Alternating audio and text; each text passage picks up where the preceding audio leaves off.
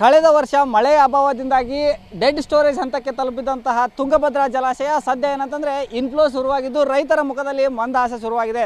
ಸದ್ಯ ನಾವು ಈ ತುಂಗಭದ್ರಾ ಜಲಾಶಯದಲ್ಲಿದ್ದೀನಿ. ಇಲ್ಲಿರುವಂಥ ಪರಿಸ್ಥಿತಿಯನ್ನು ನಿಮಗೆ ತೋರಿಸ್ತಾ ಹೋಗ್ತೀನಿ.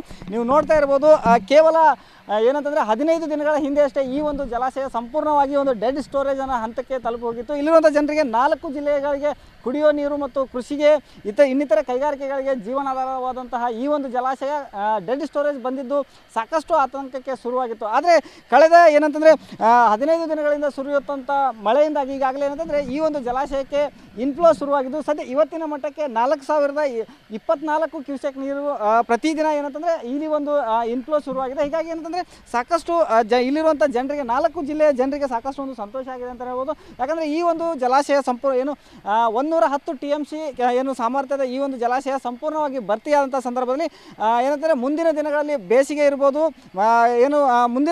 ಮುಂದಿನ ಮಳೆಗಾಲದವರೆಗೂ ಕೂಡ ಇಲ್ಲಿರುವಂಥ ಕೈಗಾರಿಕೆಗಳಿಗಾಗಿರ್ಬೋದು, ಕುಡಿಯೋ ನೀರು ಆಗಿರ್ಬೋದು, ಮತ್ತು ಏನಂತಂದರೆ ಕೃಷಿ ಚಟುವಟಿಕೆಗಳು ಕೂಡ ಯಾವುದೇ ರೀತಿಯಾದಂತಹ ತೊಂದರೆ ಆಗದೆ ಈ ಒಂದು ನೀರಿನ ಮಟ್ಟ ಏನಂದರೆ ಈ ಒಂದು ಜಲಾಶಯ ನೀರನ್ನು ಒದಗಿಸುತ್ತೆ. ಹೀಗಾಗಿ ಏನಂದರೆ ಈ ವರ್ಷ ಇದು ಸಂಪೂರ್ಣವಾಗಿ ಡೆಡ್ ಸ್ಟೋರೇಜ್ ಹಂತಕ್ಕೆ ತಲುಪಿದ್ದು ಆತಂಕವನ್ನು ಮನೆ ಮಾಡಿತ್ತು. ಆದರೆ ಈಗ ಏನಂತಂದರೆ ವರುಣ ದೇವನ ಕೃಪೆಯಿಂದ ಈ ಒಂದು ಆತಂಕ ದೂರವಾಗಿದೆ ಅಂತಲೇ ಹೇಳ್ಬೋದು. ಈ ಒಂದು ಜಲಾಶಯದಿಂದನೇ ಈ ಒಂದು 4 ಜಿಲ್ಲೆಯ ಜನರು ಏನಂತಂದರೆ ಒಂದು ನೆಮ್ಮದಿಯ ಜೀವನವನ್ನು ಮಾಡ್ತಾರೆ. ಹೀಗಾಗಿ ಈ ಬಾರಿ ಉತ್ತಮ ಮಳೆ ಆದರೆ ಮತ್ತೆ ಈ ಒಂದು ಜಲಾಶಯ ಸಂಪೂರ್ಣವಾಗಿ ಭರ್ತಿಯಾಗುವಂತಹ ಒಂದು ಆಶಾಭಾವನೆಯಲ್ಲಿ ಇಲ್ಲಿರುವಂಥ ಜನರಿದ್ದಾರೆ ಅಂತಲೇ ಹೇಳ್ಬೋದು. ಹಿರಯ್ಯ ಹಿರೇಮಠ್, ರಿಪಬ್ಲಿಕ್ ಟಿವಿ ಕನ್ನಡ, ಕೊಪ್ಪಳ.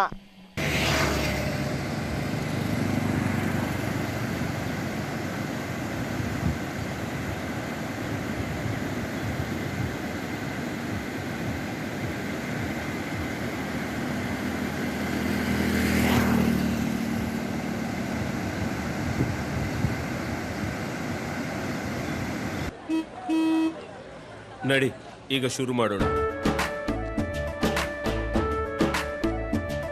ಕೇಸರಿಯಿಂದ ಮನೋಲ್ಲಾಸ ಮನಸ್ಸು ಮತ್ತೇರಿ ಕುಣಿದಾಡಿದೆ ನೋಡು, ಮನಸ್ಸು ಮತ್ತೇರಿ ಕುಣಿದಾಡಿದೆ ನೋಡು. ಕ್ಷಣ ಕ್ಷಣವೂ ಆಚರಿಸಿ ಕೇಸರಿ ಹಬ್ಬ.